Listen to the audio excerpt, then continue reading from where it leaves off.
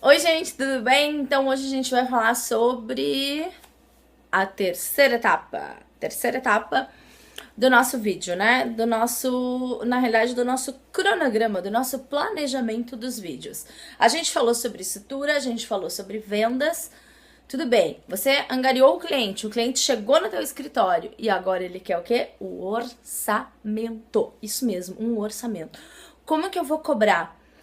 Aí, assim, como a gente tá hoje no sexto vídeo já da nossa websérie, muita gente entrou em contato comigo. Eu vou até ler aqui, gente, porque é muita gente. Quero agradecer, enfim. Me perguntaram o seguinte: quanto tu cobra pela tua hora, Patrícia? Eu quero saber quanto que tu cobra. Gente, não. Porque eu tenho uma despesa, a minha empresa ela tem um custo fixo, um custo variável, e eu tenho um salário. Então assim, quanto que é a minha hora vai depender depende única e exclusivamente das minhas despesas, correto? E a tua hora, como é que tu tá calculando isso? Hoje então a gente vai falar sobre matemática. Para muitos de nós uma tarefa quase que impossível, sabe por quê? Porque a gente não sabe cobrar. Eu mesma já passei por isso e sofri muito por isso. Não sabia cobrar, não sabia como montar uma proposta. Logo no início, quando a gente começa o negócio da gente, a gente não sabe nem por onde começar.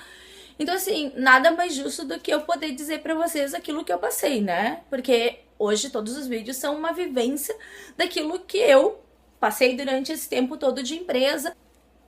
Então, assim, primeira etapa que a gente tem que fazer. Quais são os custos do teu escritório? Uma pergunta que não quer calar. Dentro desses custos fixos, o que é um custo fixo? Conta de luz. Conselho profissional, sim, um conselho profissional, porque a gente tem que pagar um conselho. Ah, eu tenho um contador, eu tenho que pagar esse contador mensalmente. Eu tenho os meus impostos que eu tenho que pagar, se eu tenho um CNPJ, se eu emito nota fiscal, eu tenho esses custos, eu não tenho? Eu tenho luz, eu tenho internet. Que mais que a gente tem? Equipamentos, porque a nossa área técnica, ela tem muitos equipamentos. Eu tenho um GPS, eu tenho uma máquina fotográfica, eu tenho um paquímetro, eu tenho uma trena, então assim, eu tenho principalmente computadores que de tempos em tempos a gente precisa trocar. Então assim, como que eu vou mensurar tudo isso dentro das minhas despesas? Assim como vou ter custos variáveis. Por exemplo, o que seria um custo variável para nossa área da consultoria? O cliente nos contrata, dependendo do projeto, ele contrata para um projeto de, vamos assim, de um gerenciamento de uma grande obra. Ah, Patrícia, eu quero que tu se envolva com tudo, desde tipo do início da licença prévia até o final do acompanhamento. Quais vão ser os meus custos fixos, meus custos variáveis diante disso? Então, eu vou ter que calcular o custo de um consultor terceirizado, eu vou ter que calcular muitas vezes porque eu vou precisar de um topógrafo, porque eu vou precisar de serviços terceirizados ou não. Muitas vezes, quando eu tô começando, eu não tenho toda essa equipe dentro do meu negócio, mas o cliente, ele quer o quê? Ele quer a solução completa. Então, como montar isso tudo? Então, custo fixo, custo variável. E dentro do custo fixo, vou te fazer uma pergunta. Tu já calculou dentro desse teu custo fixo a questão do salário? Tu tens um salário dentro do teu custo fixo? Outra questão. A gente levantei lá, custo fixo, levantei custo variável, e aí eu vou ter que pensar o seguinte, né? A parte principal disso. Quantos dias tem o ano? 365? 366 dias, muitas vezes. Desses 366 dias, quantos dias são de horas trabalhadas? Vamos tirar aí férias, 30 dias. Ah, o que mais que a gente pode tirar? Domingos e feriados, que a gente muitas vezes não consegue estar trabalhando. Desses dias, vamos pensar o seguinte: se eu tenho 10 dias de férias, vamos dizer assim, que eu me dei ao luxo de tirar 10 dias de férias, e eu tenho cálculo bem tranquilo, 365 dias, tirei domingos e feriados para o ano de 2017, calculando aí dá 67 dias. Imagina quantos dias a gente já perdeu. E quantas horas eu preciso trabalhar durante o meu dia? Ah, eu pretendo trabalhar 6 horas por dia. Eu também adoraria trabalhar 6 horas por dia. Me digam quem consegue, porque eu ainda não consigo trabalhar 6 horas por dia. Eu calculo sempre a minha hora por 12 horas por dia.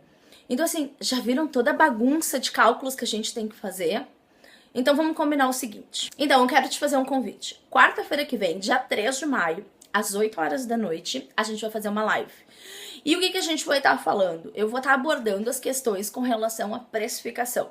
O valor da tua hora técnica. Porque é muito fácil, eu tenho visto vários vídeos já na internet também. Ai, quanto cobrar pela minha hora técnica? Gente, tudo isso vai depender dos teus custos, das tuas despesas e da depreciação e de quanto em quanto tempo daqui a pouco tu vai estar trocando uma máquina que tu usa hoje no teu trabalho. Então, assim, quarta-feira que vem, 3 de maio, então a gente vai ter uma live no Facebook e a gente vai estar falando sobre precificação. Então, o que eu vou pedir para vocês? Levantem as despesas de vocês, todas as despesas de vocês, certo? Levantem, eu preciso de quanto para a minha empresa funcionar? Eu preciso de quanto de salário por mês?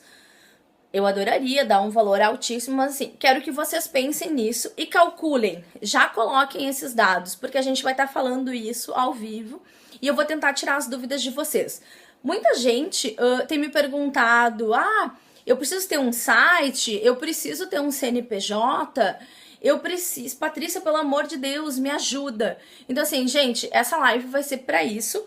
E hoje, no vídeo de hoje, eu quero fazer primeiro um agradecimento a Giovana Chifino, eu não sei se é assim que fala. Quero te agradecer, então, Giovana, pelo e-mail que tu me mandaste.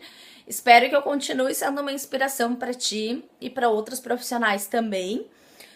A Alessandra Salgado, ela me fez uma pergunta sobre eu ter ou não um CNPJ. Alessandra, então a gente vai estar respondendo isso nessa live de quarta-feira que vem. O Rafael Pimenta, ele não sabe como captar clientes. E aí eu vou fazer uma pergunta para vocês, que foi a pergunta que eu fiz pro Rafael. Gente, a gente sabe qual é o mercado da gente? Hoje, na tua cidade, quantas empresas de consultoria ambiental tem? Qual é o diferencial dessas empresas? O que elas oferecem? E qual vai ser o teu diferencial para atender o teu cliente? Tu já pensou nisso? Qual é o teu nicho de mercado? Eu quero trabalhar com licenciamento. Ok, quero trabalhar com licenciamento. Mas para qual tipo de público tu quer trabalhar com licenciamento ambiental? Não, eu quero trabalhar com auditoria ambiental. Qual vai ser o público-chave que vai buscar e que precisa desse tipo de serviço? Então, assim, vão ser perguntas chaves que a gente vai estar respondendo para vocês. Perguntas básicas. Porque, assim, eu vou deixar vocês... Assim, quero a Cristiane Rosa também e o Patrício Reinaldo. Gente, o Patrício Reinaldo me falou sobre a questão da gente falar um pouquinho também sobre a questão do portfólio, de um currículo. Como que é que eu tenho que fazer o meu portfólio para apresentar para o cliente, de que forma eu vou fazer isso. E a Cristiane Rosa, a gente estava conversando, porque muita gente me chama no privado, no Facebook, ou pelo direct do Instagram, me fazendo alguns questionamentos de, eu posso ter eu quero trabalhar na área ambiental, mas a gente sabe que a gente também precisa sobreviver. É possível tentar conciliar as duas coisas ao mesmo tempo? Te digo que é possível, tudo vai depender daquilo que tu quer trabalhar. Então, assim, vou deixar 5 perguntas para ti de tema de casa. Vamos lá? Vamos lá, então, para 5 perguntas, certo? Então, qual é o tamanho do mercado da consultoria ambiental? Já pensou nisso? Segundo, que problema você resolve? O problema é que não está na cabeça da gente, mas para o cliente. Qual é o problema do cliente que tu quer resolver? E aí vem uma pergunta, assim, que eu acho o diferencial da gente. Qual é o problema que tu resolve para o teu cliente? Que solução tu oferece? Qual é o teu diferencial na hora de tu apresentou a proposta para o teu cliente? Por que ele tem que te contratar e não contratar uma empresa que está há 30 anos no mercado? Qual vai ser o teu diferencial? Já pensou nisso? Outra coisa, mas que resultados tu conseguiu? Eu abri minha empresa, eu trabalhei, por exemplo, algum tempo numa empresa de consultoria ambiental anteriormente. Então, assim, que resultados tu fez? Qual foi a diferença que o teu trabalho fez para aquele cliente, mesmo que seja dentro da outra empresa, o trabalho foi feito por ti? Que resultados, então, tu conseguiu? Quais são as tuas referências? Eu consegui uma licença ambiental para o cliente, eu consegui resolver qual problema tu conseguiu resolver para o cliente. Tenha uma referência, né, para poder apresentar para aquele teu cliente no momento da conversa com ele. Time que vai executar esse teu negócio? Quais são as competências da tua equipe? Ah, sou eu e mais 2 amigos que a gente se juntou. Ok, quais são as competências técnicas que essas pessoas têm de fazer o diferencial para poder mostrar isso para o teu cliente? Já pensou nisso? Então, assim, essas são algumas perguntas que eu quero que vocês pensem daqui para frente, até o vídeo de quarta-feira, né? Esse momento ao vivo que a gente vai fazer. Esse momento vai ser ao vivo, então. Então, gente, muito obrigada e até quarta-feira.